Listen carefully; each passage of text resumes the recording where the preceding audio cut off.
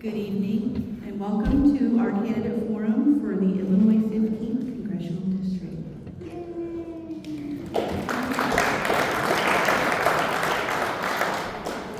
Emily, Jonna, and I wanted to quickly thank the candidates for coming to this event and for all the hard work that you've put into your campaign so far, because we've been watching and it's just, it's been amazing to see all the connections you guys are making and how people are responding to you, and it's just been really uplifting for me, and I know for other people too. My name is Amanda. I'll be the moderator tonight. Kind of going to go over the rules a little bit before we start getting into the questions. Am I speaking loud enough for everybody to hear? No. Okay. Should we have it? Turn my mic. Go closer. Okay. Okay, I will swallow the mic here. I just want to make sure everybody can hear me. Is this better? Okay, thank you. Sorry about that. My name is Amanda, and I'll be the moderator tonight. Just want to go over a few rules to begin with. We will hold up the yellow card for the candidates when there's 20 seconds left for you to speak. So it's kind of like your wrapping up notification color. And then once we have the red displayed, we will ask you to stop speaking. Oh, it's even written on there for you. And pass on to the next person. So each individual will be given up to 3 minutes to use for an introduction to start. And then questions asked afterwards will be kind of in an alternating start order from when you guys, from your drawing. We'll just go down the line. And for the questions, you will get 1 minute and 30 seconds to answer each question. And at the end of the event, we have special guest training. At the end of this event, you'll get 2 minutes for your closing statements. We are going to try to collect some questions from the audience, and if there's any topic that we missed and we have time, we're going to add those questions in at the end. And that will be before you conclude, hopefully. We'll see how time goes. We want to thank everybody here for being here and for your commitment to civic participation and for engaging thoughtfully in the democratic process. It's very important right now. I feel like that we hold events like this so that we can get our candidates' voices heard. And I'm just really thankful that everybody was able to come tonight. So why don't we start with introductions first, and we will start with Ryan. T-Berg. First of all, I want to thank everyone for showing up. A little bit about me. Well, actually, I'm so I think this is very important to kind of shape where I can, how I take on my campaign.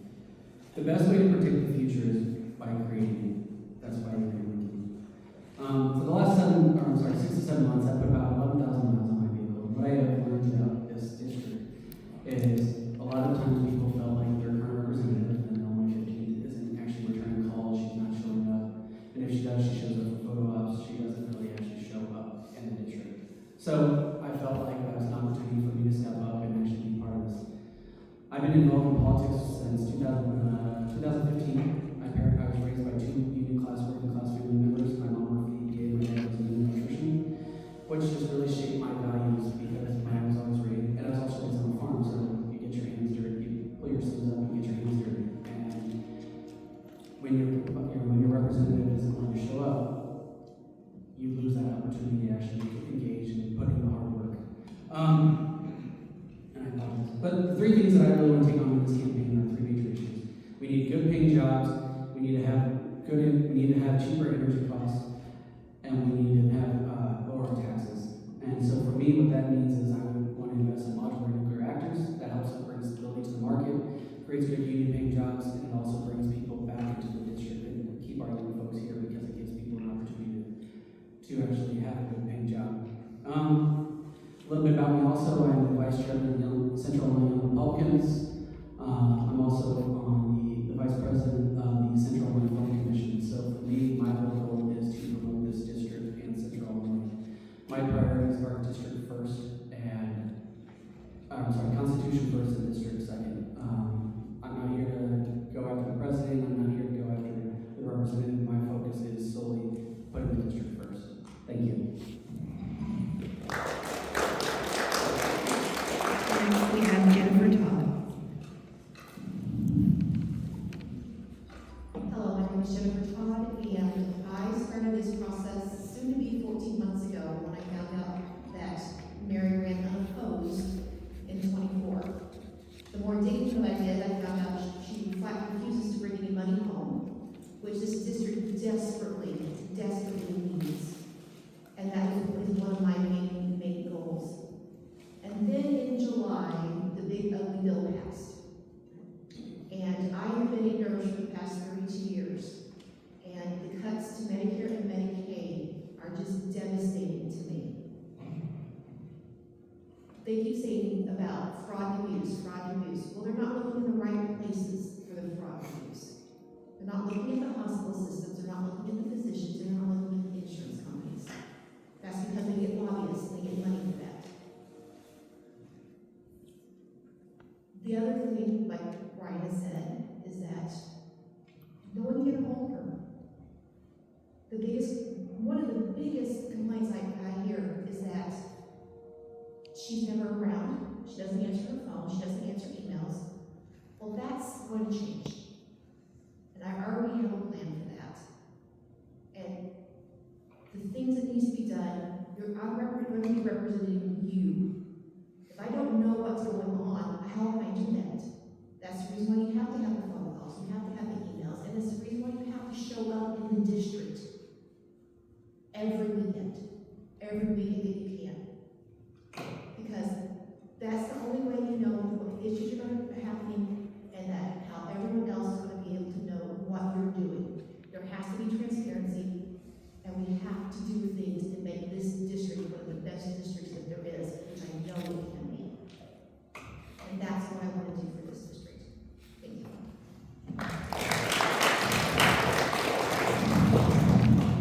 Next, we have Paul Davis. All right. I am Paul Davis. I am a doctor of veterinary medicine and a bass fisherman. I am running for Congress in Illinois' 15th district because I'm concerned that as a nation and as a district, we've lost our center. Our politics have become too extreme, too divisive, and way too disconnected from all of us it's really supposed to serve. Too many politicians, especially our incumbent in this district, care much more about making headlines than what's going on back here at home. She avoids town halls, as previously mentioned. She ignores real issues, and she pushes unconstitutional nonsense. I won't do that. I'm running because our family farms and our small businesses are the backbone of this district, and they need fair markets. They need reliable infrastructure. They need broadband that works, and they certainly need policies that don't change every election cycle. I'm also running because I'm a veterinarian, which means I'm a scientist, and I'm terrified of the anti-science culture that exists these days. Public health is not partisan. Medical and scientific research shouldn't be political footballs. I'm also running to be a representative for the people of the 15th district. Not a president, not corporations, not special interests, but for every individual in the 15th district. We deserve that in this district. I mentioned my vast experience as a bass fisherman. My vast political experience has been being the vice president of the Bass Club. That, full disclosure, was unopposed, and there are not a whole lot of Democrats that hang out at bass tournaments. But I have found over the years that we have a lot of issues that unite us. There are many more things that we have in common than what divides us. Our politicians divide us. My goal is to represent everyone in this district, whether you vote for me or not, whether you're a Democrat, whether you're a Republican or an independent. My commitment will be to represent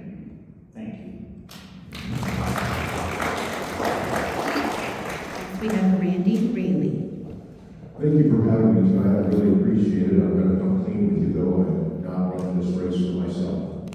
I'm running this race because I have grandchildren. I'm worried about the world we're going to leave behind. And if we don't start fighting for our world, we're going to lose it. It's going to be stolen right from under our eyes. I believe I'm uniquely qualified to be up here. I'm a 40-year trained communicator. I lived on a farm full-time for 5 years. It wasn't just visiting there in the summer. I actually milked the cows and sloughed the hogs on Christmas and New Year's and in the winter and the summer and all of that. I've been a union steward. I was a union steward for J.I. Case in Bettendorf. I was the guy who took the big combine wheels and ground them down into specifications, and I wish I had that body back, trust me.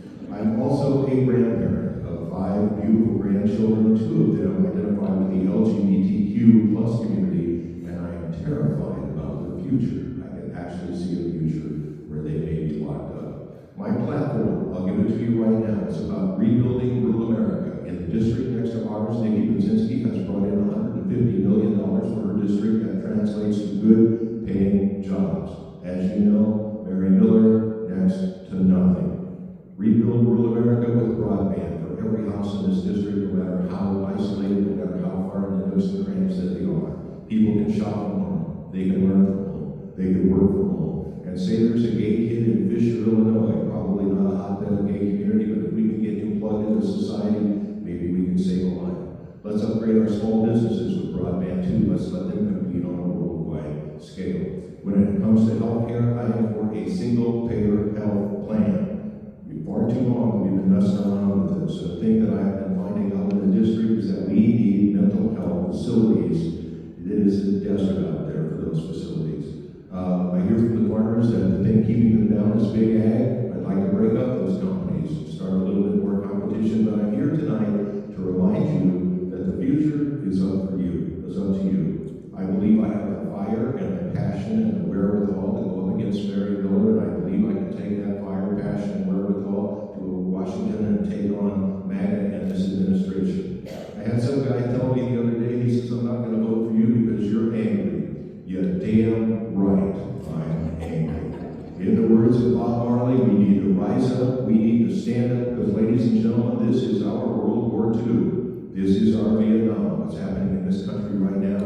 And we're going to have to fight. It's going to be a sacrifice. It's going to take courage, and it's going to take us banding together. It's not time to be reserved. We've been quiet as a party for far too long. And I will quote John Lewis when I say that I'm ready to go. Start good trouble. Thank you.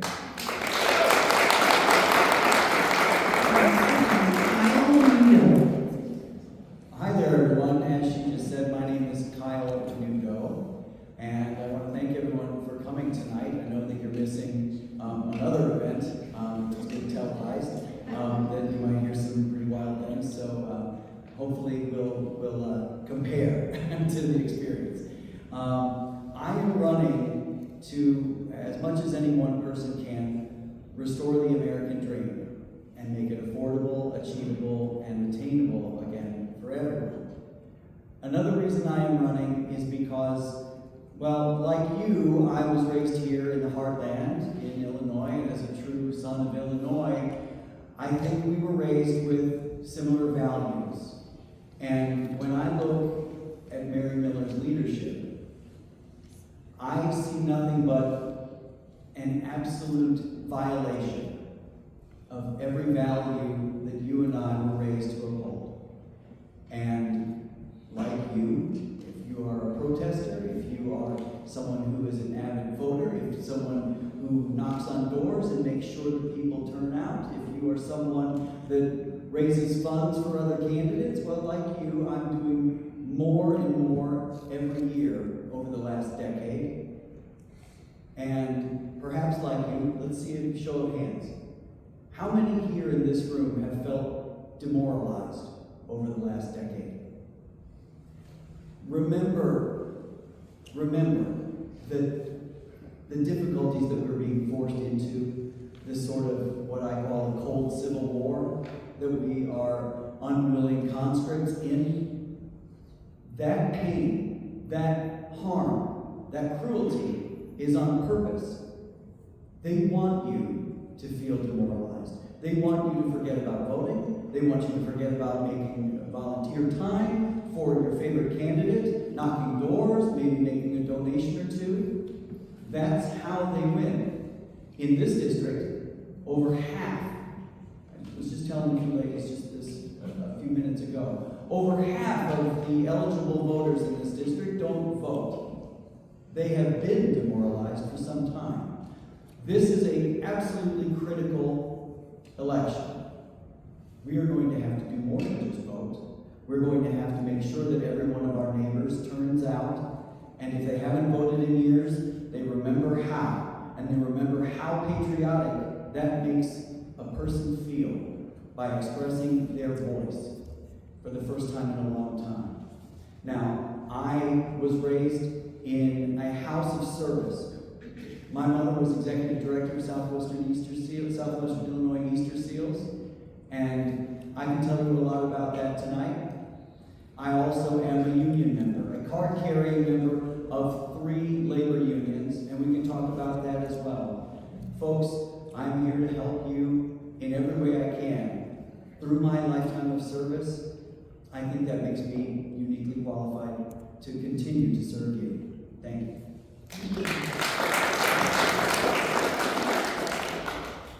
All right, our first question is going to go to Jennifer. Okay. And then we'll pass on down the line. Can you guys hear okay? Yes. Is it okay? Yeah, because we could tweak the speaker if needed. No, it's good. Oh, good, okay. Okay.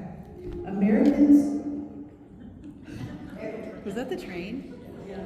The train is, yeah, that's really funny because my father-in-law retired from the railroad. So, Americans continue to face high costs, especially with food, utilities, childcare, healthcare, and so on. What are your plans to reduce the costs to the average American? Well, the Supreme Court is starting to help with the striking down the tariffs, and hopefully we can follow through on that. The cost is going to be hard, believe it or not, and that we have to be able to learn how to do some things on our own again. But we have to learn how to garden again. We learn how to swap again. These are some things that we need to do, but in order to be able to do that, we have to be able to have the funds to be able to put the garden in. And that's where we need to increase our minimum wage to a livable wage. We need to have better paying jobs in the area. We need new infrastructure to be able to have those new jobs. There's a few of the things that we can do to help bring down those costs. Like Randy had talked about, we need to break up Big Ag. That's one of the biggest things that's costing our farmers, along with tariffs. We have to be able to break things back down again, and to be able to produce and take care of ourselves. Paul? Same question. Okay, and if you guys need me to repeat the question at any time, just ask me to repeat it. What I'm going to say will mirror a lot of what Jennifer said. I think certainly advocating for increasing the federal minimum wage is a big deal. Absolutely expanding, supporting programs like SNAP, restoring them will be another big deal. And absolutely bringing federal funds back to this district for community projects will help not only immediately with jobs on the ground, it will help improve economies in local communities because the infrastructure will support new business and encourage folks to stay. Trying to come up with ways to increase funding for community college programs that support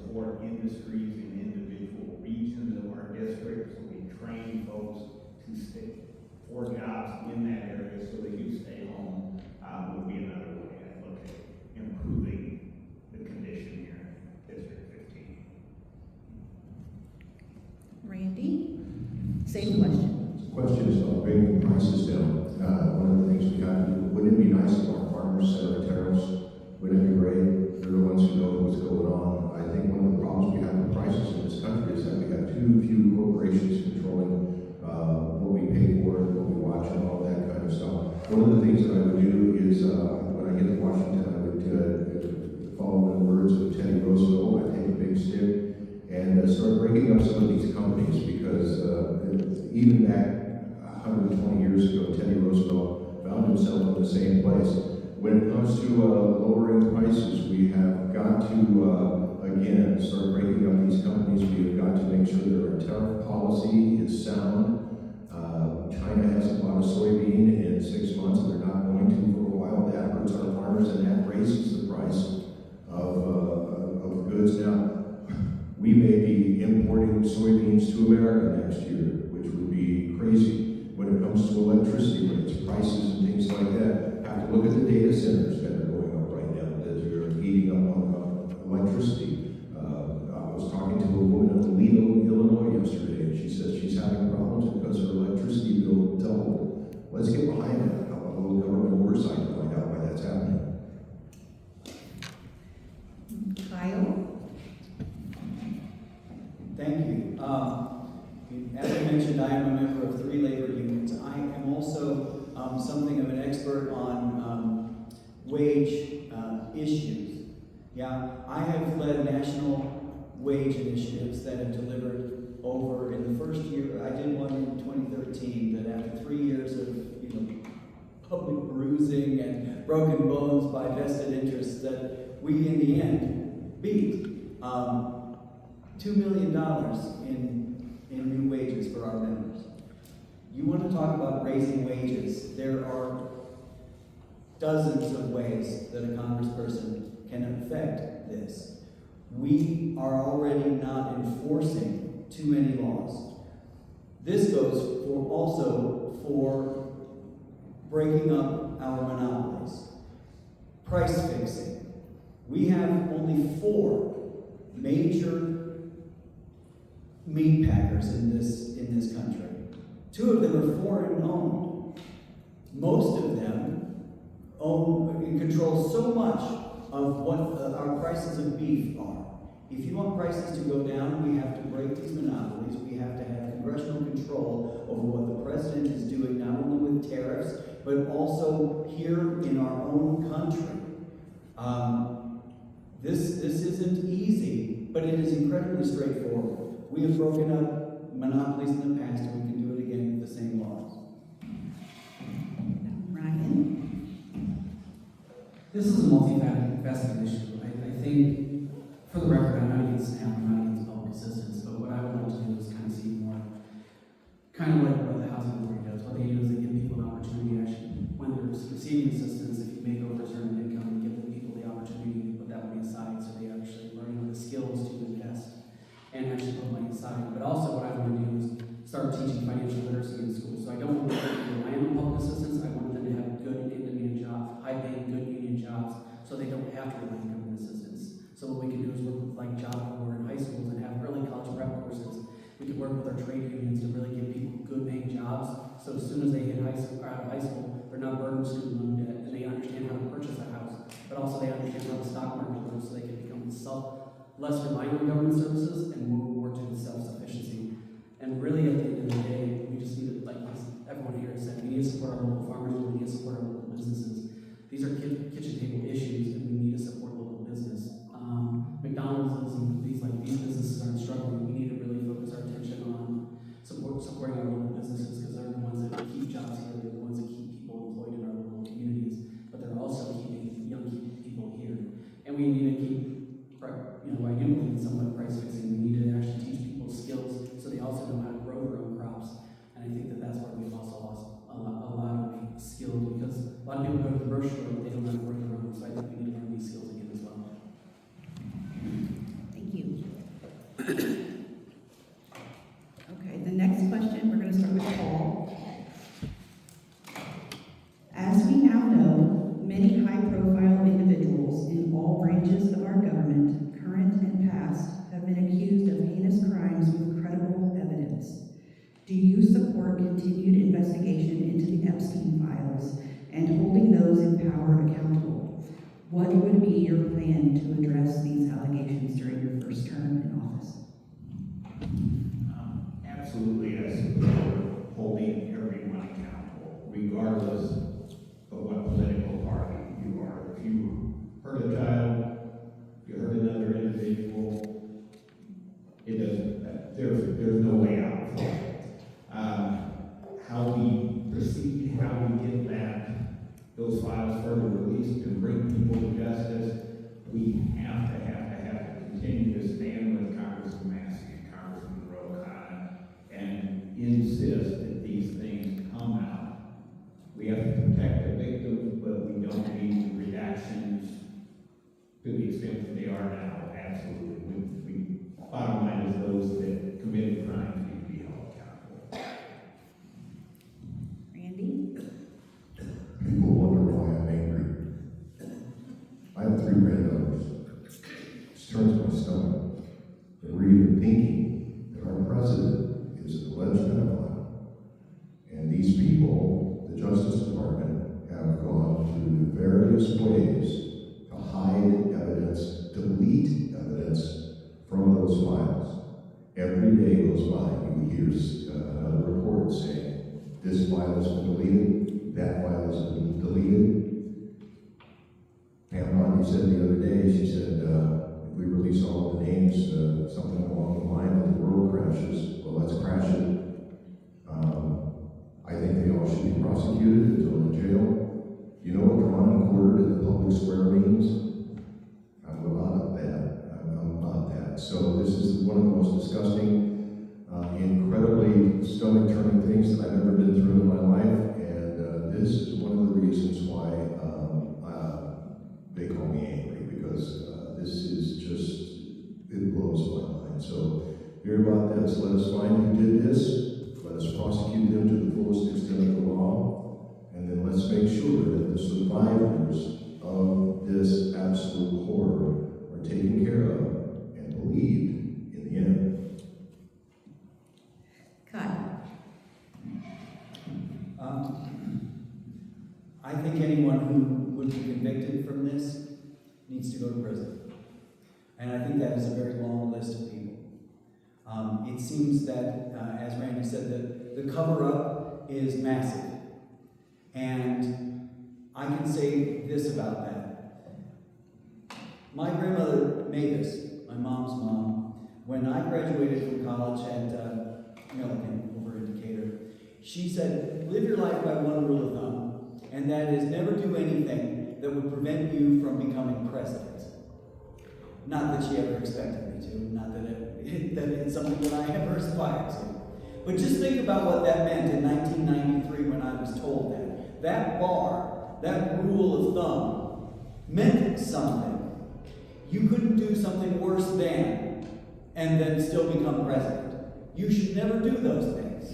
But look at where we are today. And this is the kind of president that we have people wanting to elect in large numbers.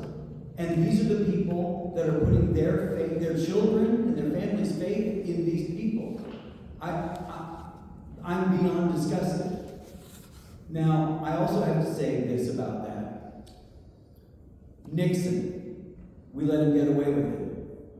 Reagan, we let him get away with it. W. Bush, we let him get away with it. All of those moments in time when Congress didn't act, didn't have the votes to be able to act with the strength necessary, that gave us Trump. They put him in power, the Republicans chose him, they knew every bit of this in advance, and this is where we are today. Ryan? This isn't political. This is not about left or right. This is about doing what's right. So the answer to the question is, for me, is if you commit a crime against another person, an animal, a child, another human being, you should be persecuted. I actually worked in a prison, and the one thing I always told people, it doesn't matter what your race, your sexual orientation, anything. If you commit a crime, you should be held responsible. End of story. Non-political question, not left, right. It's go to prison. And Jen?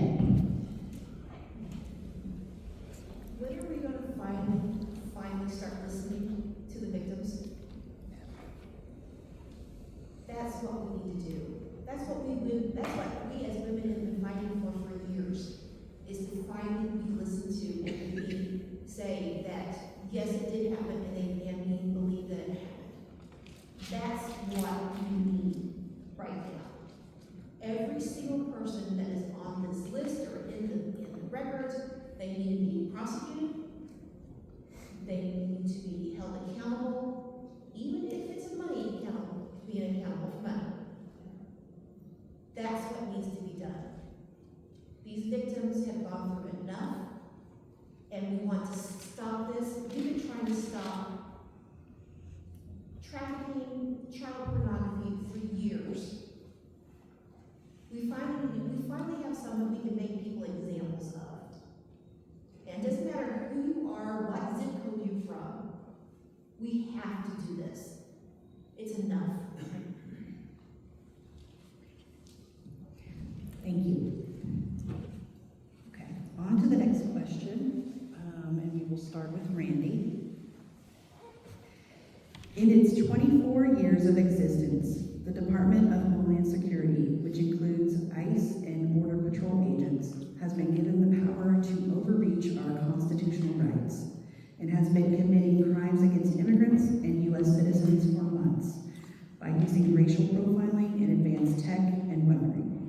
Do you support ICE's current mission, and what changes would you propose, if any?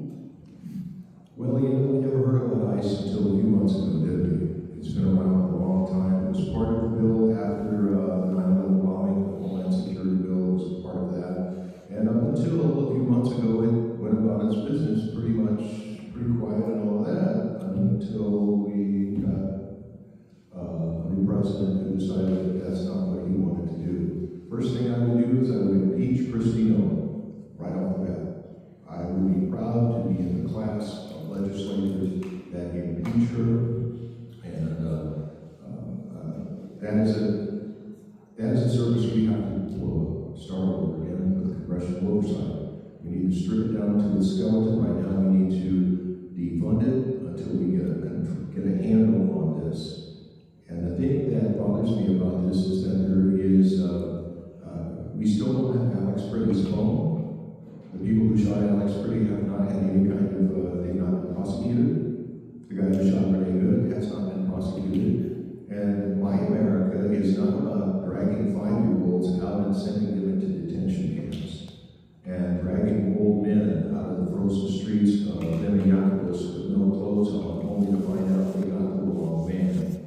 That means a lack of leadership. That means a lack of discipline. And there's a couple of things in Washington we need to blow up and start all over again. And that's one of them, with congressional oversight to make sure that the laws are followed and to make sure that they are trained and up to speed when it comes to de-escalating. Kyle? Waste, fraud, and abuse. Isn't that what we were told? Look at the amount of money that DHS has and that ICE has. I don't see anything but waste. I don't see anything but fraud. One thing that I do see beyond those things is murder in the street. I don't think we should be empowering these young men so poorly with around a month's worth of education and training and giving them the ability to be judge, jury, and executioner. As Randy said, that's not my America. I agree completely. That is not patriotism that we are seeing in our streets. And I hear that they're coming back to Illinois. That doesn't sound good to me. But you know, there was, in 2015, there was a probe led by Republicans that said that DHS has yet, at that time, to meet any of its mission goals. Waste, fraud, and abuse. I would pull the plug on ICE as we see it today. I don't think it's serving America. I think it's harming Americans, and it is a shame of our nation. And if it were me, I would defund the Department of Homeland Security. We already have that covered in other areas.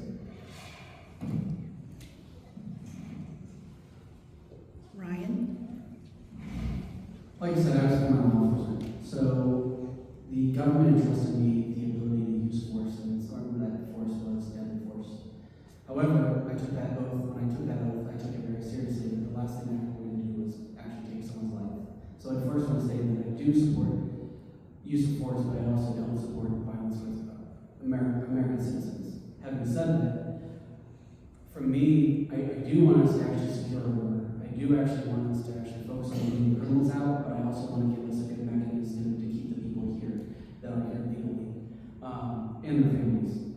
I also want to actually support where we actually allow students to come back into with student visas, because I want to be able to keep those children here so they can bring those technology and education and those jobs here when they create jobs here. So I want us to get the criminals out, but I want to keep us to keep the good people here first. But the last thing I want to see is violence against our own citizens. Jen?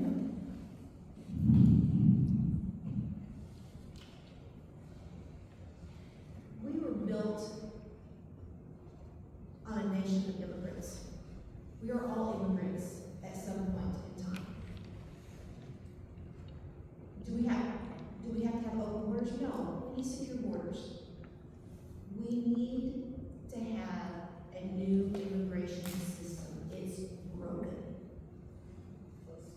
And a lot of what's broken is now due to ICE. Where you're having individuals that are doing what they're supposed to do, going to their court dates, keeping all the paperwork up, but then getting snatched at the courthouse and being detained. They're doing what they're supposed to be doing. And we have to be able to make this better. Immigration needs complete reform. We all know that. They even tried to do that already, and it got knocked down. Because the current president didn't like it and didn't want it to be a talking point for his election. We have to completely defund ICE, and we have to get it back to what it originally was supposed to be like.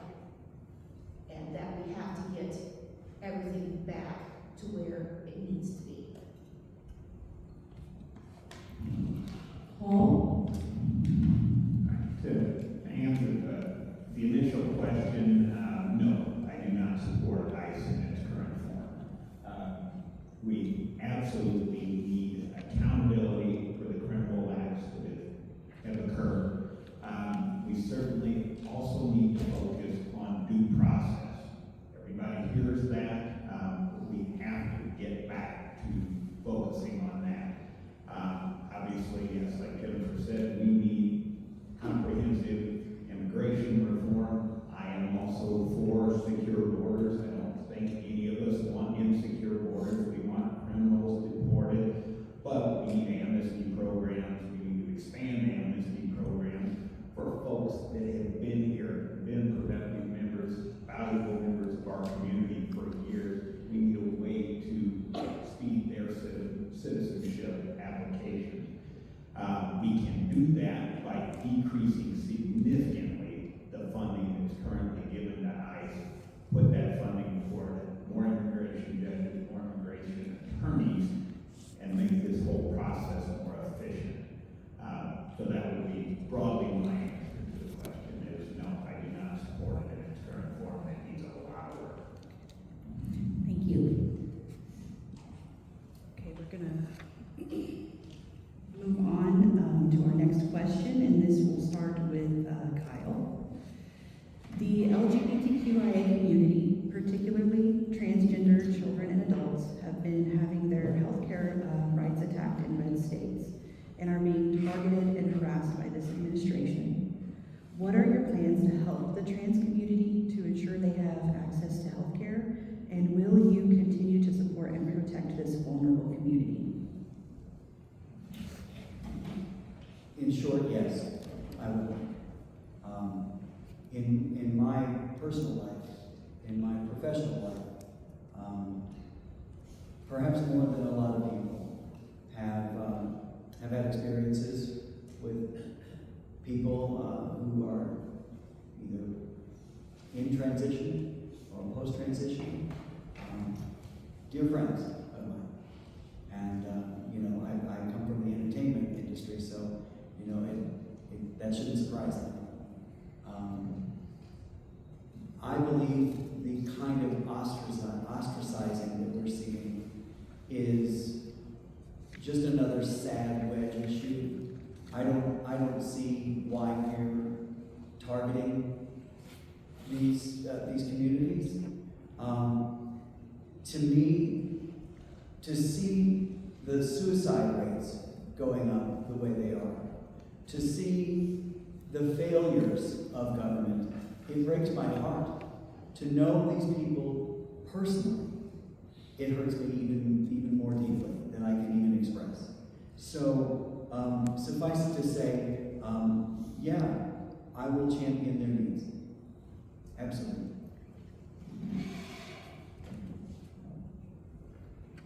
Ryan.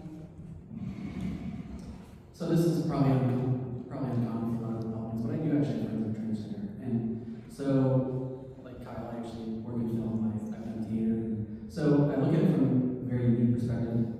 I look at it as a human rights issue. Everyone want to be treated as equals, and I think that, you know, at the end of the day, you have the right to be who you want to be. However, where I may differ a little bit on some of the Democrat policies is I look at it as a human rights issue, as we all get the same rights, we just don't get extra rights. So you have the right to be transgender, and I don't care about that. That's not something that affects me. You have that right. I just don't want us to indoctrinate children, and that's it. That's my take on it. So thank you. Jen. This subject is very close to my heart. My daughter is transgender, and we are starting the process of her transition, and it's exciting and scary at the same time. Every individual, no matter who we are, deserves to have quality health care. And that is not a privilege, it's a right to have health care. We don't have to be the same. If we were all the same, what kind of country would we be? And we have to make sure we continue to support each other and support the different communities, because that's what makes us who we are, that we're so different. And we have to continue to be different. And we all have to be able to understand. We may not agree, but that's fine. Not everybody will agree. But we have to be able to have the health care and support that every individual needs. Paul. I will make this very simple. Trans rights are human rights. We all should have equal rights and equal dignity. Period. Randy. Couldn't have said it better, Paul. Thank you. One of the things that I would do would be fully enforce the Equality Act. I would make funding, full fund mental health facilities for trans kids and gay kids. This is also very, very close to me. I have two granddaughters that are identifying with the LGBTQ plus community, and like I said before, I'm really worried about their future. But the thing that it is that I think we all should step back and think about, wouldn't it be great if we could go through our life and figure out the people who we could fall in love with? You can't know who you could fall in love with. It's one of those kind of things. Our lives would be much easier if that was the case. But the one thing that I guarantee you, whether you look like me, love like me, pray like me, vote like me, I will represent you in this district, because you have a human right to not only survive, but to thrive. And I just wonder why we pick on our marginalized part of the society so much. I think sometimes people need a boogeyman to be scared of, to run away from, or something like that. And these are not the people that we should be doing that with. So I want to make sure that we have, life, liberty, and the pursuit of happiness belongs to every person on this earth. My Jesus told me to love everybody unconditionally, and that's the way I feel about it. And when it comes to kids getting mental health care, I know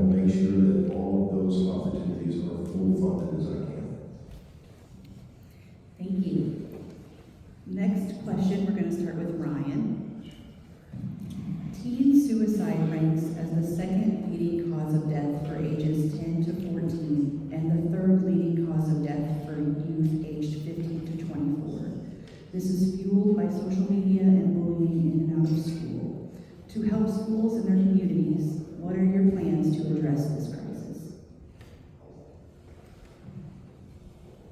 So, my mom's a therapist, so I am a big advocate for mental health services, but I also am, I currently postponed my graduate studies, but I was getting a master's in forensic social work.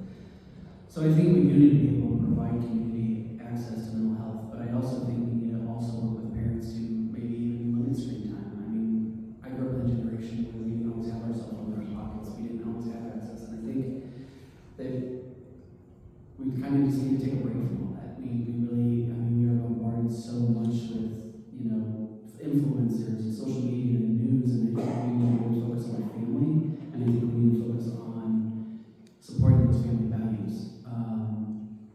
Regardless of what spectrum it is, that it may be interacting with your kids. I've gone to dinner and I've seen people literally put a screen in front of their child at dinner, and I think that that's damaging those relationships. So I think we need to focus on mental health, but we also need to focus on the elements of the family and how we actually get involved with our children, our grandchildren, and I think that's the solution. But we also need to provide mental health services to people. Maybe that be in the school system, maybe that be in the community health system, but we really need to focus on mental health as well.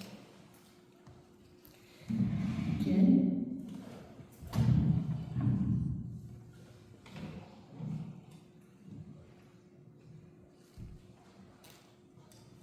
This is where the cuts to Medicaid is going to be devastating too.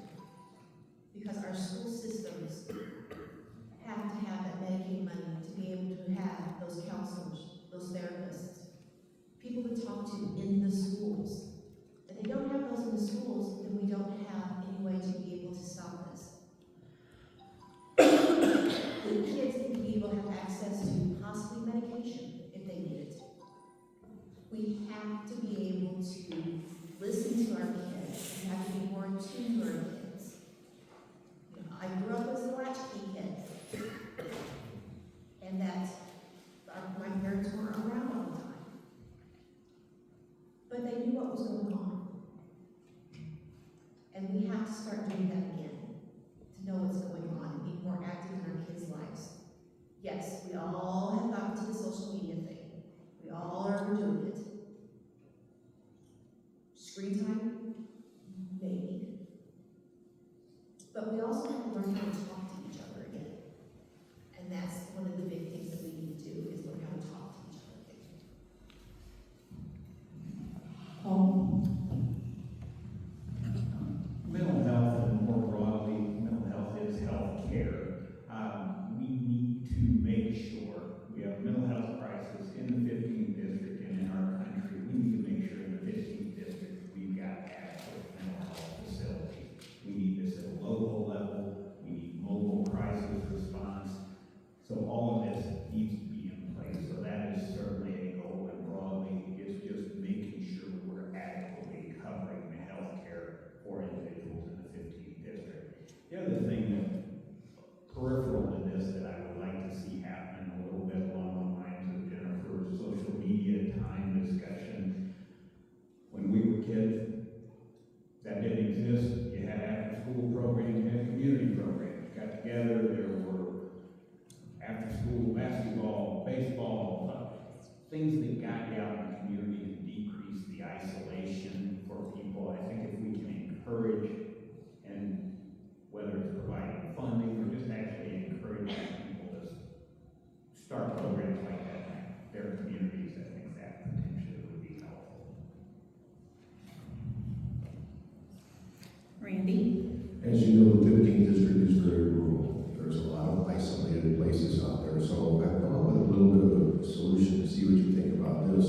Say a psychiatrist goes to their school, they're loaded down with debt, and they're looking for a way to pay off that debt. Well, let's see if we can put them to work in rural America, and if they stay a year, they get 10% taken off. If they sign a contract, for 5 years, they get the whole thing wiped out. And let's put these people in mobile units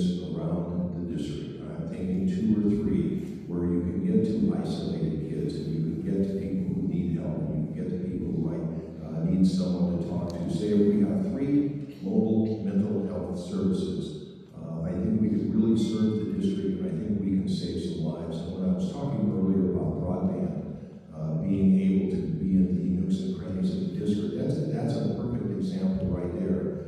Like I said, maybe there's a gay kid in Fisher, Illinois, and there's not a big community of gay people. Let's plug him into the internet where he can be around people who are like him and maybe save a life or two. But I think we have to start revitalizing and making financial incentives for professionals to move in to rural America and find some way to keep them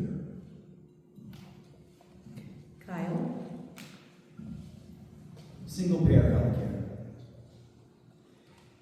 Mental health is healthcare. Yeah. These are very simple, straightforward points. And, you know, my girlfriend Tiffany, my partner, she's a marriage and family therapist. And she does a lot of her work with people on the spectrum. She does a lot of work with people who are queer, a lot of work with teens. And much of this is done on many occasions through telehealth. So yeah, throughout our district, being so rural, telehealth is incredibly important, and it should be expanded. But the general point needs to be that these teens, these suicide rates are a damage to our public good, and that we need to actually use our tax dollars in the right way to finally take care of people instead of just letting our system, our healthcare system, that survives and thrives on human suffering. We have to accept it, folks, that it's not too expensive to protect ourselves and protect our neighbors. Thank you. Okay, next question, we're gonna start with Jen. Is that right? Right, you say. Oh, you haven't gone, I'm so sorry. I thought you started. Yeah, you started. Oh, yeah, Okay, yeah. That's okay. Don't mind us. Okay, this question is for Jen. We'll start with Jen. Do you support expanding Medicare or Medicaid? What changes would you propose? Yes. We need a one-payer system. We need Medicare for all. The only reason why I say that is because we already got it started. Does it need to be, is it broken? Yes. It needs to be fixed. We all know that. We also need to have more transparency on costs. Right now, when you pay with Medicare, depending on what region of the United States you are, is how much it costs. But some of you didn't know that. That it can cost one price in New York and one price in Illinois. The same exact procedure. And that needs to change. We need more medical professions in Congress, but we need more, like myself, nurses that actually know what goes on at the bedside. We have doctors in there, yeah, that's fine, but they don't know what the nurses do every day. They don't know the hoops and stuff that we have to jump through to get something approved. And those are things that will help fix the system that desperately needs it. Paul? Healthcare is absolutely a right, and we do, like Jennifer, I would advocate for Medicare for all. We spend, as a nation, $5 trillion with a T per year on healthcare. That's essentially twice as much as any other developed nation in the world. And we have worse outcomes. We have increased life expectancy, increased maternal or infant mortality rates. So we can certainly do better. What that will do economically, that is $17,000 per year per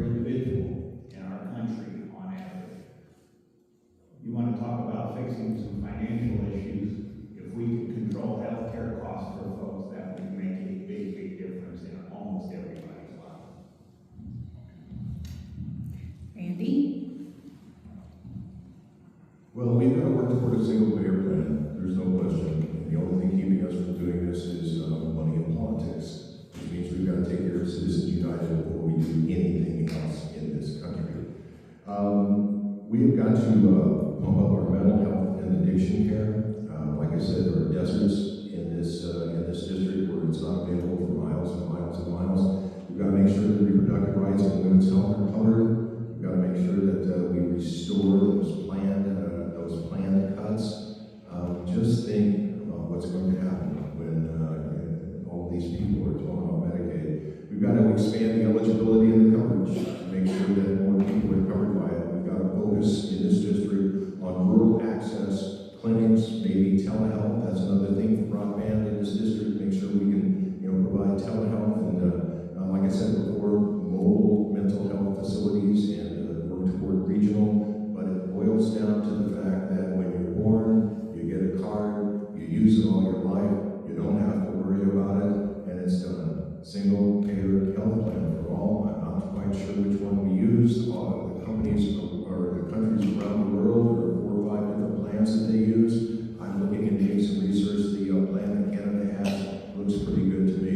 But that is the ultimate goal, a single payer health plan, and it's got to be instituted as quickly as possible. Kyle? I think I mentioned this earlier that I have worked in almost all of the 50 states. I've also worked abroad. I have lived for a time in the UK, and I have lived under the National Health Service over there. And we used the word boogeyman a little while ago. Folks, you are being told lies when you are told that single-payer healthcare doesn't work in other countries, because I have benefited from it, and I can tell you it's incredibly affordable for folks. When I have been there in the past, it's a less than $500 surcharge for a year's worth of total coverage, right? I think you can't even see a dentist for less than that nowadays. So, we're talking about this from the ethical point of view. We also have to talk about this from the logical point of view. The costs that we spend, the amount of money that we spend in this country is illogical. It is the most inefficient use of money that I can imagine. If we were to just unburden people, not just individuals if you're paying for your own health care, but if you are a small business owner, hell, a big business owner, you want to be out of this. You don't want to have to pay for this. And as a union organizer, guys, I need that kind of leverage to negotiate higher wages. If our members are golden handcuffed to health care, you can never get the leverage needed to raise rates. Ryan? Here's the thing that a lot of politicians aren't mentioning and probably brag about.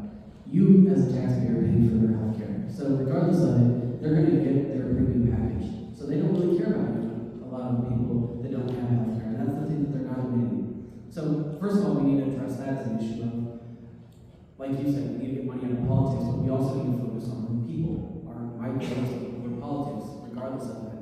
But I also think that, for me, I'm kind of a little bit different. I do believe in some social health care where I do believe we should have access to free birth control. I think we should have access to those things. I also think that tampons and pads should be free as well, because I think that that's disintroduced to women and it seems to be a tax on women. But I also believe in the fact that we need to make the healthcare more competitive. But we also, how we do that is by setting prices. I was just recently at a debate, and one of the candidates asked, what is the best way to cut costs for Medicare? And I think the biggest thing is Medicare needs to leverage using Medicare and Medicaid to say, hey, what is this your cost? So we get the cost for that service may be, and then we give a percentage over that profit. But the problem is also is we're focused more on CEOs, making sure they get the bonuses. And I think if you have for example, in Springfield, we at Memorial Hospital, they fired a bunch of nurses, but the CEO made sure they got their bonus. So we need to really focus on the employment, we need to focus on making things competitive, but we also need to focus on getting those regular services, like I said, contraceptives, for free. Thank you. Next question, we're going to start with Paul. What role do you believe organizations like AIPAC should play in U.S. elections? Zero. I think foreign government PACs really have no place for me. Any foreign government. I'm not picking on AIPAC in particular, but I think foreign governments. I'm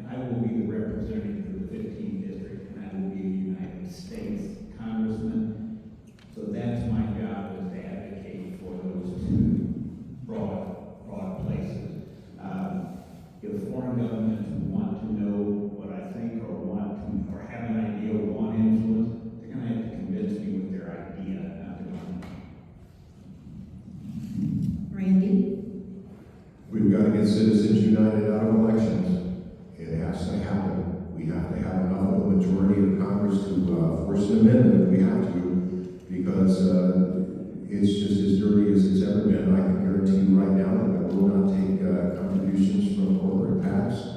I will not take APAC money. I will only take PAC money of those that I agree with, and that is one thing that you can count on, is that there will be no corporate donations that I will take. I'm running a very grassroots organization, and by the way, my grass can use a little bit of watering. Thank you very much. Kyle? Since you mentioned APAC, that was the first political promise I made in this race, that I would refuse APAC money. I don't believe that they do Judaism a service. Beyond that, we've mentioned here Citizens United a number of times. Yes, that absolutely needs to be ended. But beyond that, Citizens United relies on a 50-year-old Buckley Vallejo that that decision set money as speech. 50 years. That's a really big precedent, and it also has to be ended.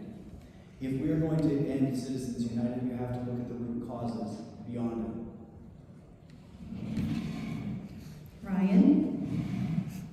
I actually echo that. I do agree with ending Citizens United. I don't think we should be involved in politics, and to the extent that it is. I mean, we all need money to run our campaigns, and we'd be lying if we didn't. But for me, like a lot of these people up here, I've actually refused to take any PAC money. I have actually made stance if I receive it, I will donate it to charity. I don't care where it comes from, because I am beholden to two things: the Constitution and the district, and that's it. Thank you. Jen?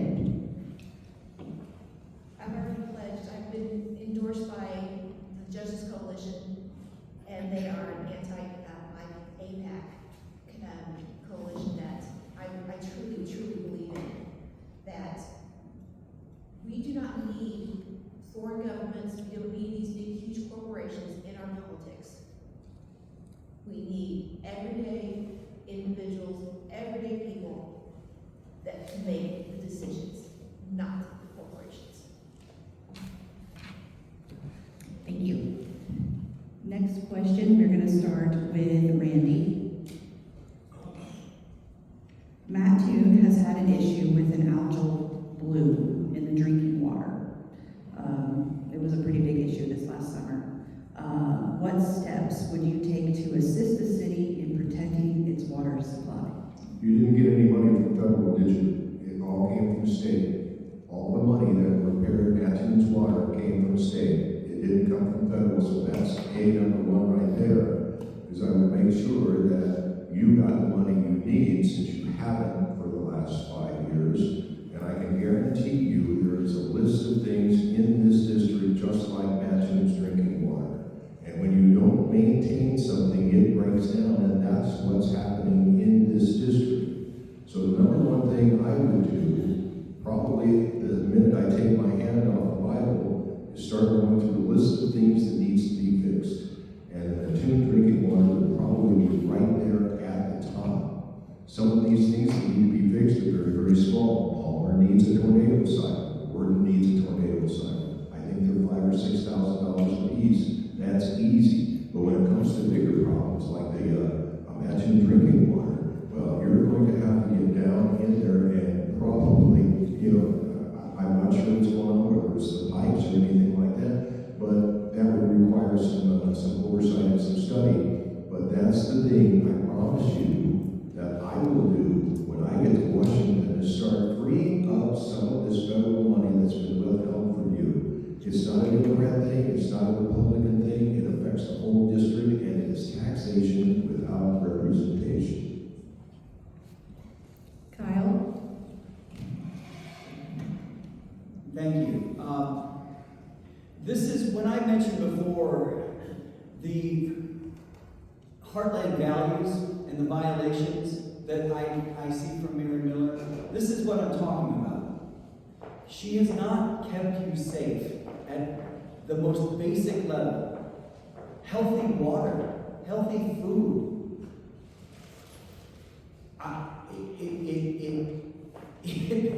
it breaks my heart. I've said that several times tonight.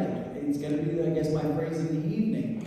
To know that an elected official doesn't give a crap about you.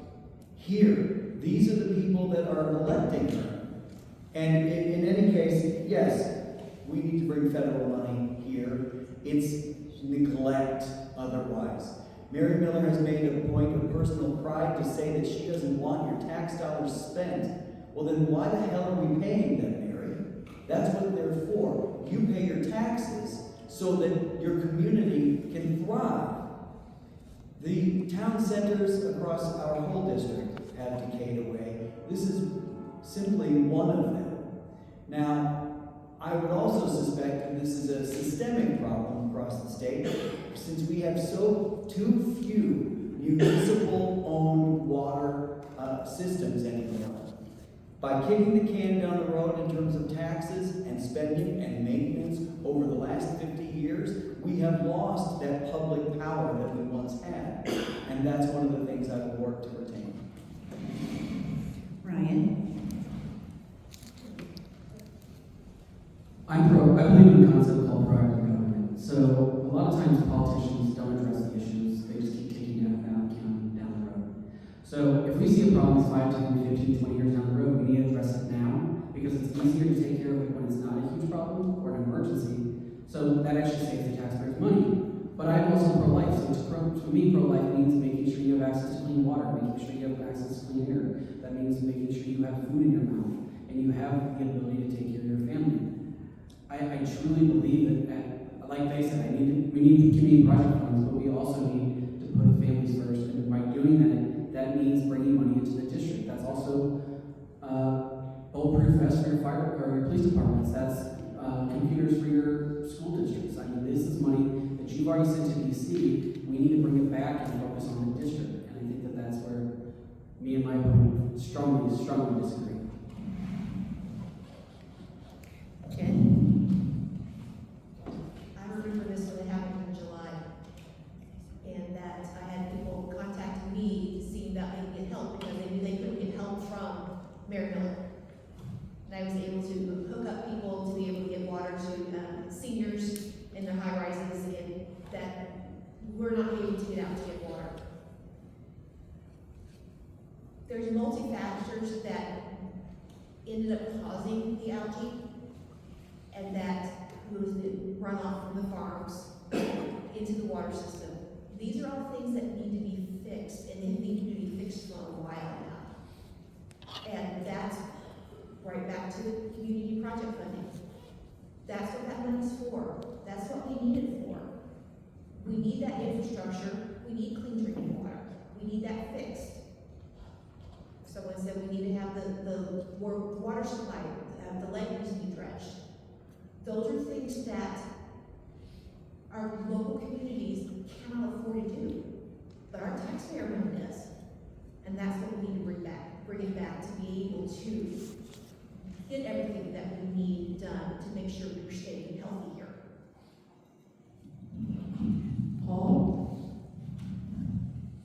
Certainly algae in Mattoon, we've got PFAS in Collinsville water. Absolutely mentioned my past political experience as a bass fisherman or a bass club vice president. Illinois is full of flat, shallow lakes because they're surrounded by farmland. So ag runoff is a big problem. We need to address that. We certainly need those federal funds back for water treatment plants for all of us. But just focusing on that issue alone, we're missing the ag runoff, and we need to work on policy that increases that too. Thank you. Next question, we're going to start with Kyle. Okay. Do you believe current federal policies adequately address corporate and institutional ownership of farmland? If not, what specific reforms would you propose? Absolutely not. I spent about 11 years of my life on Mount Hill Farm up in Pike County, where my namesake, my grandfather raised me. He was a chemist for Wayne Feeds. Does everyone remember Wayne Feeds? He worked for Allied Mills up in Libertyville and a few other towns up in the northern part of the state. Now, he was a part of the earlier part of what we see today of agribusiness. He developed the formulas that fed the livestock that fed America. And he also taught me about Monsanto and all the other companies like them that control so much and choke off so much of the profits that our farmers should be getting due to their intellectual property, due to their bad faith deals on patents, due to their licensing deals. Now, what can Congress do about this? Well, we need to, as said before, we need to break up a hell of a lot of the power, the monopoly power. We have laws on the books now. If you look at my website, Kyle for Illinois, if you look at my social medias, I talk about this all the time. It's something of a family mission for me. I have made this promise to be the biggest thorn in the side of agribusiness, Tyson and Monsanto Bayer and others. So, well, that's it. Ryan. As many of you know, this district is extremely rural, and the biggest backbone is small businesses and farmers. So we need to prioritize our farmers for one. But we also need to give farmers the right to grow what they want. A lot of times we are more, and I do believe that we need Illinois, Missouri, Indiana, and we support the backbone between hog cattle and grain and soybeans for a lot of the country. But farmers should be able to kind of grow what they want. They also need the right to repair. Now, further on that note is the fact that we need to be able to stop. We need to focus on small farms rather than corporate farms. We need to really support our small farmers first. And then we also need to stop allowing other countries to buy up our farmland and take those profits out of our country, where we can actually keep that food here and keep that money in the district. Thank you. Jen?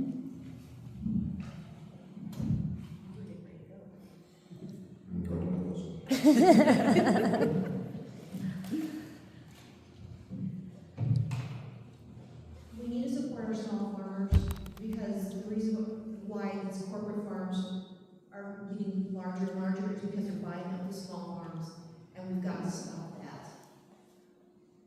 We need to get back to the family farm. We have to make sure we keep our kids that want to be in the farming business, stay in the farming business. The price of things, like a combine cost over $1 million. That's kind of understandable, but it's a little expensive. But we have to make sure that our family farms thrive. And in order to do that, we have to make sure they have the ability to thrive. And right now, they're not having that ability. So we have to pass a brand new farm bill. That's one of the main things that we have to do is pass a farm bill. And we haven't had a true farm bill since 2019. So we've got to do that. And once we get there, then we need to start getting the corporations out.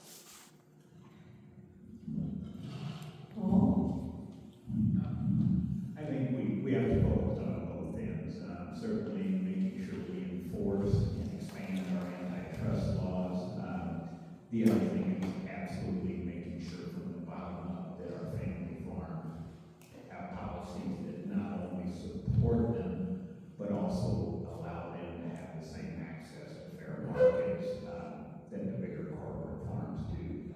So that's really the big things, the antitrust and certainly supporting our small farms. I think that those two things we have to do, and that would potentially solve a lot of that issue. Randy?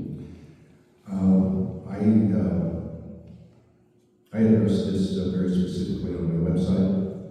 I am trying to get people to get involved with rebuilding rural America again. We've got to keep the farmland locally owned. That's number one. I think sometimes we have to put together incentives and credits for new farmers who want to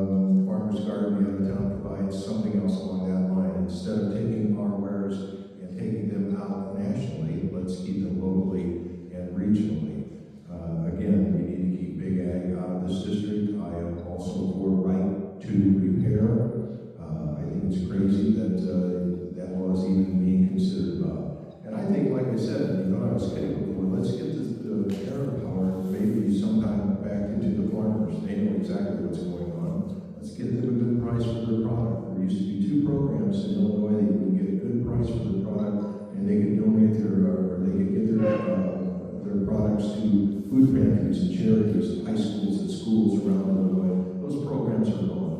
So we've got to see if we can reestablish that. But first, we've got to rebuild rural America and make it where more people are moving in than moving out. I hear someone's phone dinging. Oh, that was mine, sorry. Oh, okay. I was like, I keep hearing it. Yeah, I think Jim is playing video games. It's just gonna be on the recording. Ding, ding, ding, ding, ding. Okay, we're gonna start this next question with Ryan. Sorry, lost my spot. Okay, many agricultural producers rely on seasonal labor. Do you support the H-2A guest worker program? How might you improve this program? I'm a strong supporter of immigrant labor.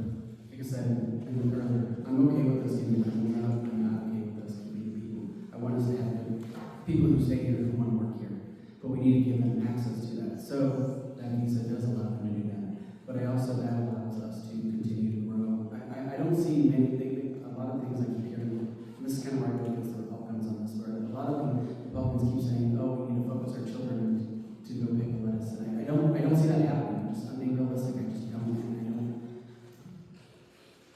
You can talk about it all you want, but at the end of the day, immigrants are the backbone of our agriculture, and we need to support them.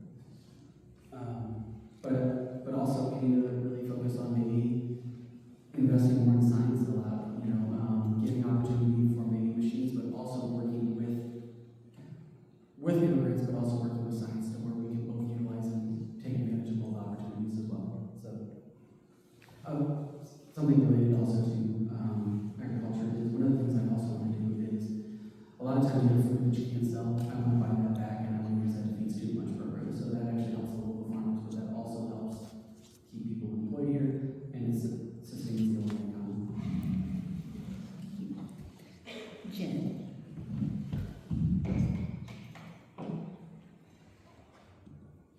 It definitely needs to be reformed. We need to make it more accessible for the farmers to be able to get higher, the immigrants or migrant workers to be able to come and work their fields. Right now, that's what the only people that will work the fields. And we have to make sure that we can continue to have people that do that. Now, I'm lucky enough, I never had to work the fields. I remember stories of my mom going into the fields and detasseling.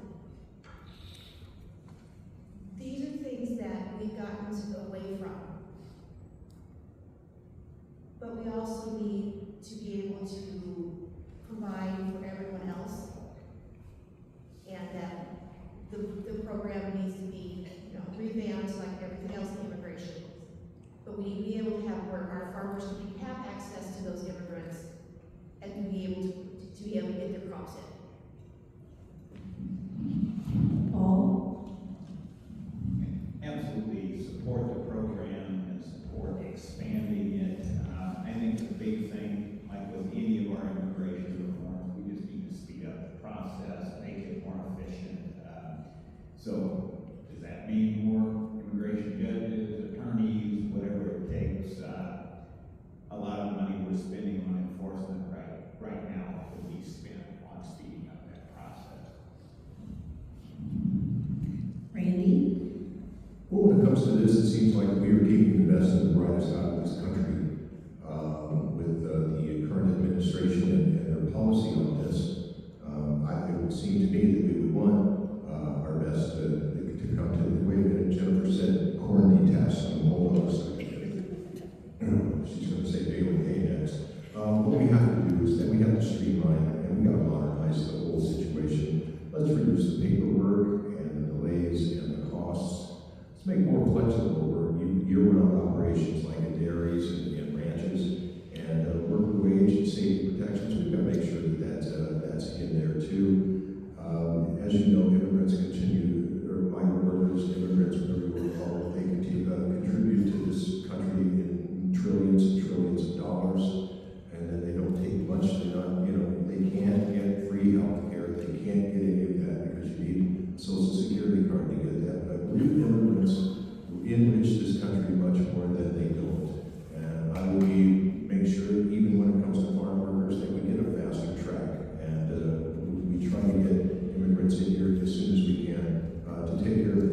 folks that Americans won't do.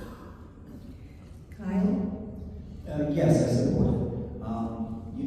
One thing that the anti-immigration crowd forgets to tell everyone and remind us is that we have used immigrant labor for farm and a few other things since the Civil War.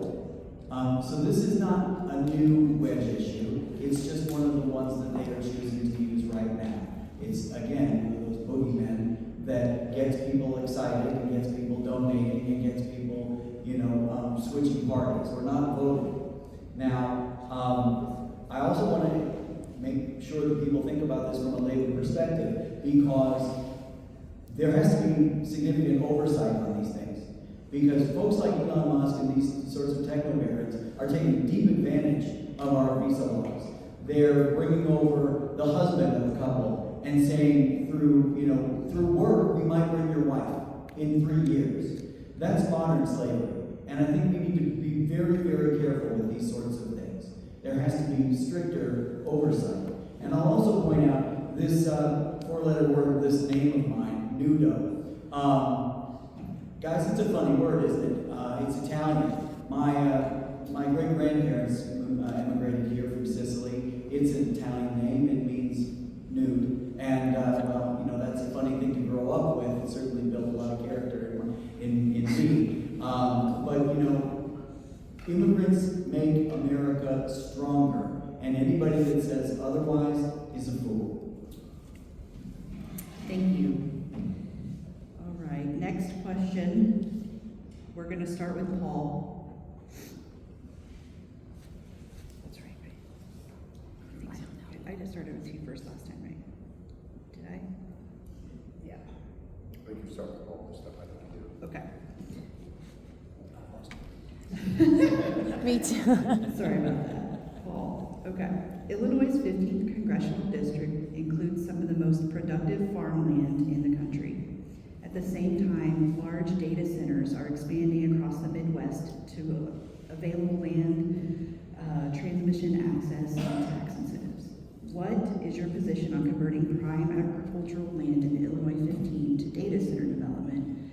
And what federal policies would you support to balance farmland preservation with economic growth? Oh, that's an easy. First of all, the data center and the things, I think there's too much right now, too many unanswered questions. So I would support kind of a halt on new data center construction until we kind of get a handle on how they're going to at least conserve water and not take water from their surrounding communities. And the other thing is certainly how they're going to improve their power grid, make their own energy so that they are not increasing energy costs for the surrounding community. So those are two big ones. Now, from the farmland end of things, I hate to see anything that disrupts quality farmland. So I would love to see them put somewhere else, put them in wetlands, put them somewhere where they need water anyway, put them somewhere like that, and don't put them on valuable farmland. Same thing with solar panels. Be nice to put them over parking lots and on the top of Walmarts and not over productive farmland as well. Randy? Well, I call a moratorium. There are so many issues. There's no transparency when it comes to this. A lot of the information is proprietary information. As we know, water needs to recirculate. Either we restore the wetlands or improve the local infrastructure. The electricity, well, I think they should pay more than their share when it comes to electricity. We've got a lot of misinformation about AI. I think they should teach kindergarten through senior citizens about the scams and the misinformation that comes with AI. When it comes to jobs, maybe they train in the local high school and junior college about the skills that we need for the future economy. Noise pollution is the kicker. There is no real mitigation from it yet. It requires more study as far as I'm concerned and better technology. This is harmful for people in the environment. When it comes to prime farmland, we're going to have them at all. There's another conversation. How about we use land that's already been used? How about these old industrial sites that have been broken down and not used for 30 or 40 years, or places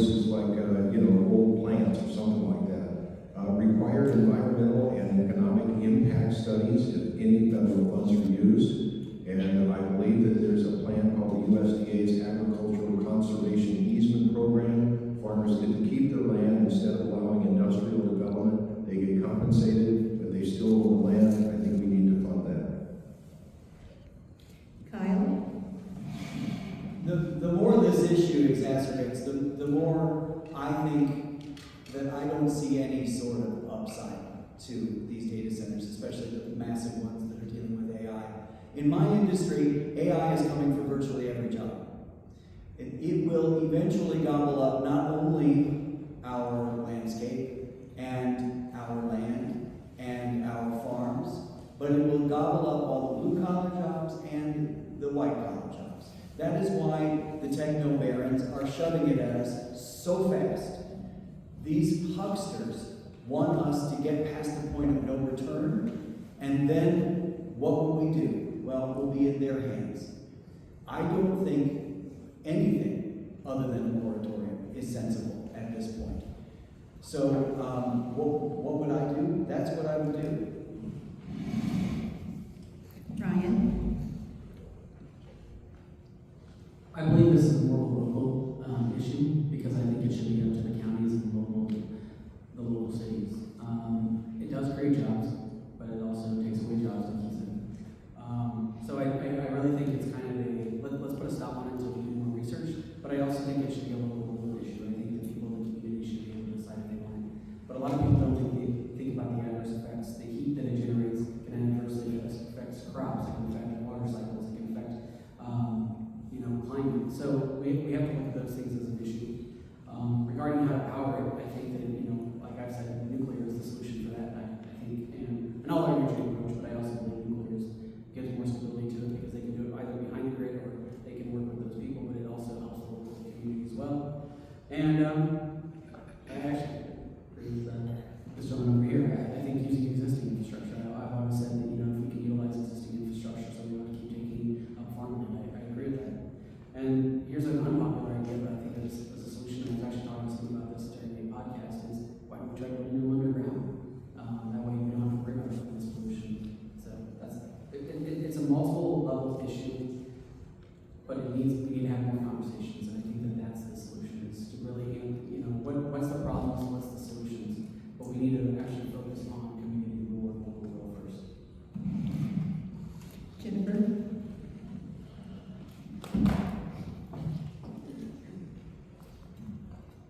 These data centers are gonna come no matter what. We have to be able to regulate them. And that we need to make sure that is written about how they use the water supply, how they produce their own energy. We still need, and the noise levels, we still need a lot of work to be done. And right now, it's not worth the problems that it's going to be causing. Yes, it's going to produce jobs, but that's after, once it's built. After it's built, you're not going to get that many jobs that'll upkeep the area. And so you have to look at that, both pros and cons, with anything and everything.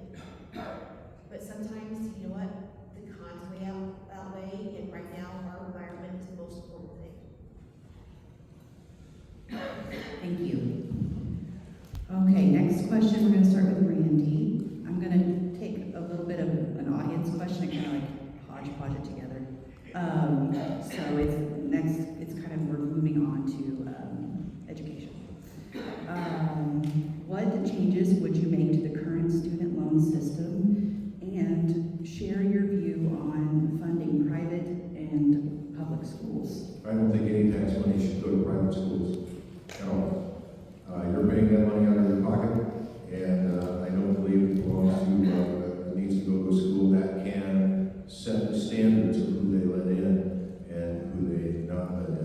Well, number one, we have got to get a hold of this student loan problem.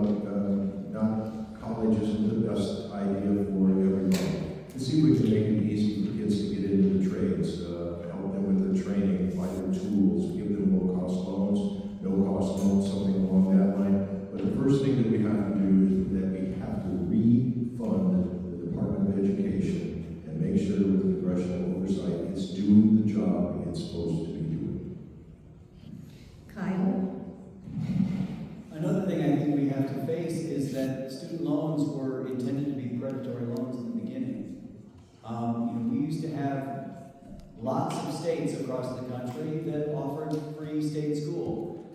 Reagan got rid of that. Reagan's the reason why student loans are functioning the way they are today. Thanks, Reagan. So, for me, I think the true solution is, we've talked about single-payer healthcare a lot tonight, and how it's the most inefficient way to fund our healthcare. Well, guys, if you look around the world, many countries fully fund public education. We stop at grade 12. That's ridiculous to me.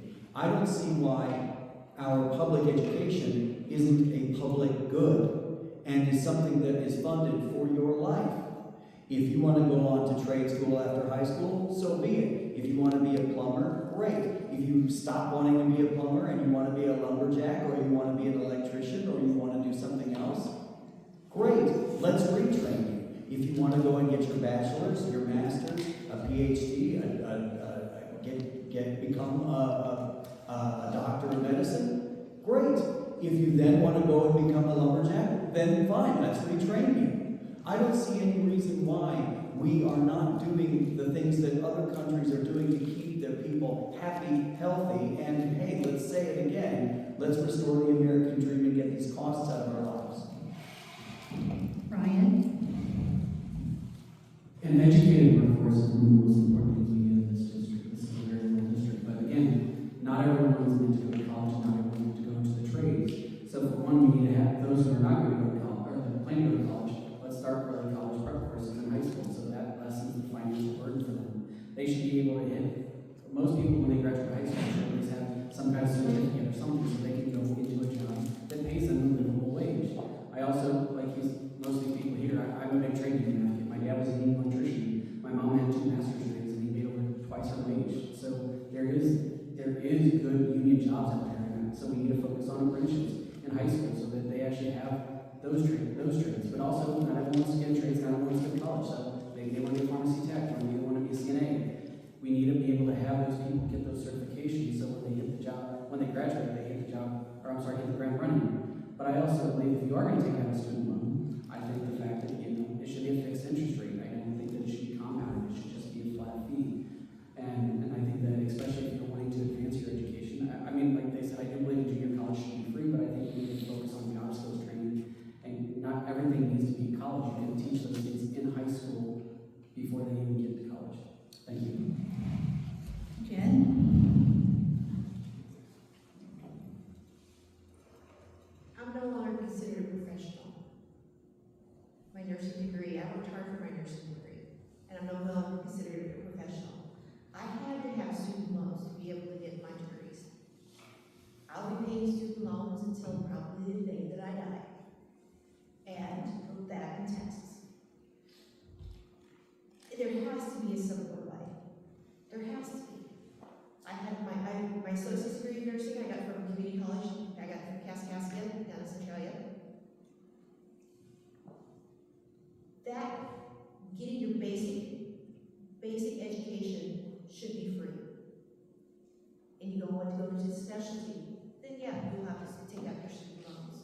But basic general education should always be free. Also, making sure that we have individuals that are available, that if they want to go into the trades, they have that path to do that. We need to start that in the high school area.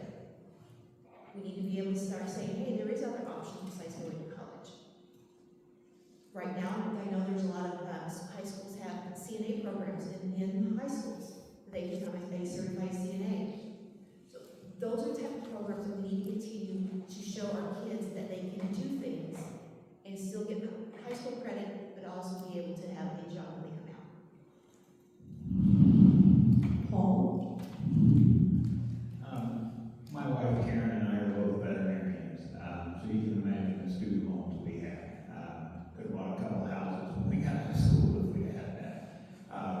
But number one, obviously we want those to still be available. There's nothing we're going to do to dramatically decrease the cost of higher education rapidly.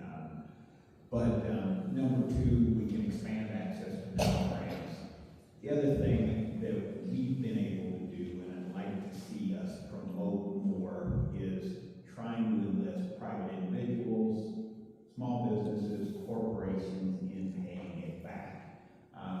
Karen and I, several years ago, were in a position that we could start an endowed scholarship at the University of Illinois College of Veterinary Medicine, and we could tailor it to veterinary students from Southern Illinois and the counties that we thought were most underserved or where the need was the greatest to support students from there to go to vet school. And I'd like to see programs like that. There's no reason government can't reach out to private individuals, certainly small businesses in the area and corporations, and try to make this a let's involve everybody in an all hands on deck approach. Thank you. Current time, 15 minutes. do you think we could squeeze in one more question and then do their follow-ups? Okay, I just want to, I'm going to go to the last question. It's basically about the SAVE Act. Would you support or oppose the SAVE Act? Please explain how you would balance election security with ensuring eligible voters are not disenfranchised. And this question goes to Kyle first. The SAVE Act is a scam. It is a poll tax. It will hurt women. It will hurt people of color. And it is a regressive attempt. I oppose it wholly. I have served as election judge in my district since 2004. So I am there on those days when people are so excited to vote. I have been there on the days when people, are whipped up into a frenzy because of their social media or the blogosphere, and they come in with some wacko idea about how elections are rigged or how they're unfair or how people are cheating. And, folks, it is the tiniest number of people who are getting away with voter fraud. I believe the number in one of the last times they studied it was 86. Out of the tens and tens of millions in this country. And one of them was Steve Bannon. Remember? 2016, he promised that he voted twice. Because he has two different houses. Okay, good for him. But to be told that there's this other boogeyman out there, what we are being fed right now is one of the pathways to losing more of our rights. This is a constitutional right, folks, and I think it needs to be protected. And I think that we need to make sure that the people that are fighting hard, like Mary Miller, for the SAVE Act, are eliminated from office. Ryan? I've been an election judge several times, both Democratic and Republican.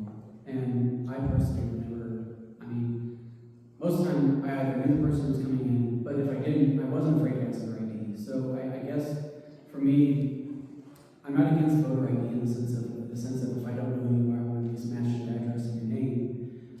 But I also think it's something, voting is sacred to us. It's a constitutional right, and we need to protect that right. And when we encroach on someone's rights, you're going to keep losing more of them. And I think that that's something that I very much fear in our country because, I personally have been, and I think even some of the things that have been taken away from us, even on gun rights, is something that's a big thing. So, the more and more we keep encroaching on people's rights, the more we lose them. And I think that that's something we need to look at ourselves and say, is this something we'll support? But I personally never seen fraud within the elections within the ones that I've worked. And I've actually even kicked people out for campaigning in elections because I believe that wholeheartedly in the integrity of our elections. It just so happens that we're part of the same party too, and I kicked them out because of what they were doing. Jen? The SAVE Act is going to set us back 50 years. And that we have to stop it. We as women fought hard to get to where we're at right now. And it's just going to take us even back further. Our elections are state run. We have some of the safest elections around the world, and they continue to be state run.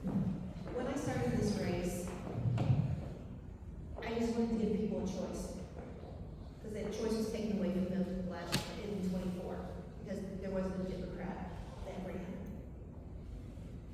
Now it slowly has built to other things. That my main focus will always be the people here in the district.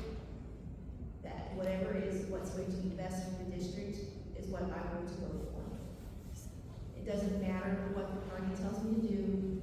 It doesn't matter what anyone tells me to do. If it's what's best for the district, that's what I'm going to vote for. We have been neglected for far too long, and that has to stop, and that's what I'm there to do, is to stop the neglect and to be able to get our district back to where it needs to be. We need to be more proactive on things and not reactive on things. And as a nurse, you have to think 5 or 6 steps ahead on everything that's going on with your patient. The same thing you have to do here. You have to think 5 or 6 steps ahead because that's how you get things done. My big thing is transparency and communications. I want to break this huge district up into 5 to 7 zones to where you have 1 email address per zone, 1 phone call per zone, that you have 1 person that you're talking to, and then that person comes to me.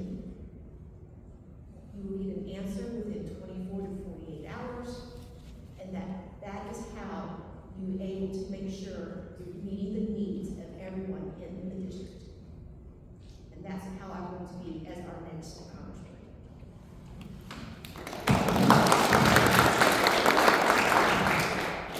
Paul? All right. My wife and I live in Collinsville in the 15th district. I've lived in Madison County for over 33 years, and I've practiced in Madison County for over 30 years. I've been building relationships, listening first to folks in my community for that entire time. So that will be my model for how I work in this district, is listen first, try to reach across the aisle, as Ryan said, and focus on the things we have in common, begin to build trust, bridges, and work out from there. We've got a lot of work to do. A few weeks ago, we received the endorsement of the Chicago Tribune Editorial Award, and they did state in there that I had the best chance to beat the incumbent in a general election.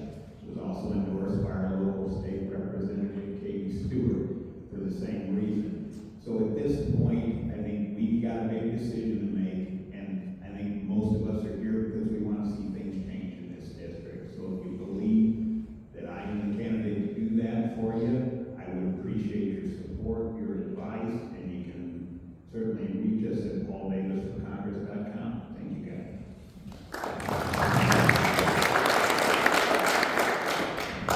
Randy? Well, thank you very much for having me. I've already been down putting in the work. I've been forming coalitions with farmers, I've been forming coalitions with educators and union people and small town mayors and chambers of commerce and even truck drivers. I've already put in the work. I've been endorsed by the Illinois Independent Voters League. They think that I have the best chance to win the election. Paul Davis has been a veterinarian all his life. He's been a damn good one too. Jen has been a nurse all her life. She's been a damn good one too. Kyle with his acting. I've done a number of things. I've been a farmer. I've been a steel worker. I've been a teacher. I've been a broadcast personality. I've been a salesperson. I've run advertising. I've been the regional person for Auto Trader in Des Moines. So I've had to reinvent myself a lot. And now you have to make a choice. Here's the question I have for each and every one of you. What kind of Democratic Party do you want going forward? What kind of party do you want going forward? Do you want to be the party of the past or the party of the future? Do you want to be the party of Chuck Schumer? Or do you want to be the party of Melanie Stansbury? Do you want to be the party of Mark Kelly? Do you want to be the party of James Tellerico? Do we go forward with courage or do we go forward with fear? When it comes to reaching across the aisle, I've done that throughout the district, but when you get to Washington and you reach across the aisle and they don't reach back, what do? So that's the difference between me. Somebody said I'm angry. Yes, I'm angry about the future of this country. And I plan to go toe-to-toe with the incumbent. I plan to go toe-to-toe with her and make sure that she answers for the abandonment of this district. And you know that I have the wherewithal, I have the passion, and I have the fire to do that. And I will take that to Washington to serve each and every one of you. It would be my honor and privilege to serve you. Whether you look like me, pray like me, love like me, or vote like me, I will have your back.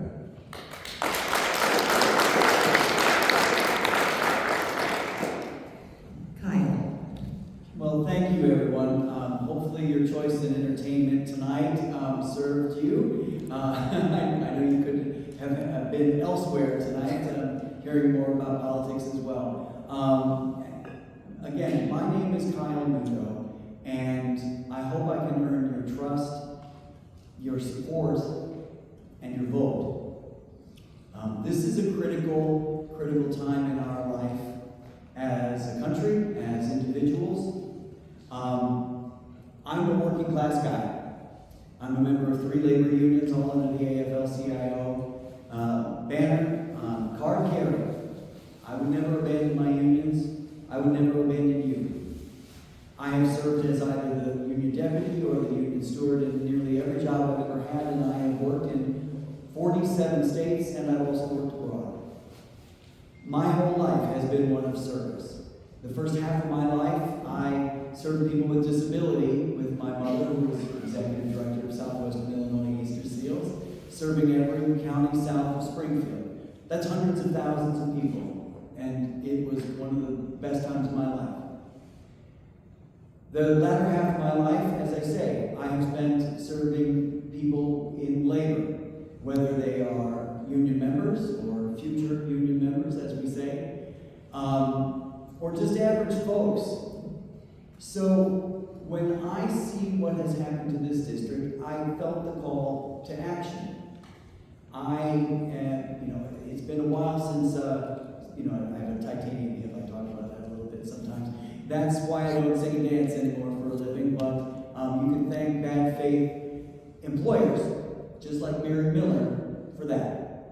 Unsafe workplaces and the inability for people to make their bills, afford their life, afford freedom in this country is the reason I'm running. And folks, if you trust me, I hope you can go to my website tonight for a little more entertainment. Kyle4illinois.com is my website. Please also follow our socials. And I'll speak for everyone here. I just want to make sure that you all know that the hard days are coming.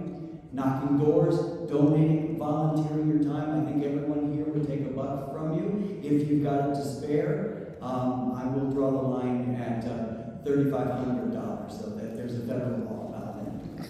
Thank you.